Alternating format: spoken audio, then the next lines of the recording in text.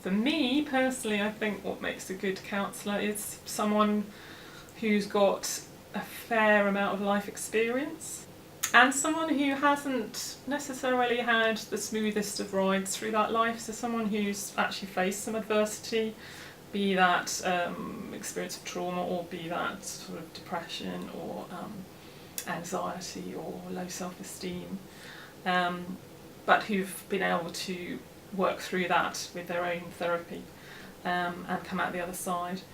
I think that gives people an empathy about what it feels like to be in distress. You know what it feels like because you've been there yourself, but because you've worked through it, you're able to put your own stuff on the back burner and listen to the person who's speaking. So I know that there's a lot of research out there that tells us that wounded healers, people who've had sort of adversity in some way, shape or form, actually make better therapists and counsellors than people who've had a very smooth ride of it. I think a sense of courage is important. It might sound easy that you're just sitting and talking to someone, but the things that we hear are pretty tough sometimes. The things that we have to bear can be tough.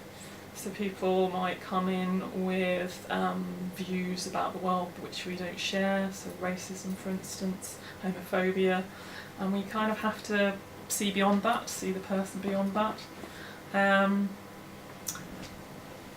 Sense of humour, I think, is important, and support.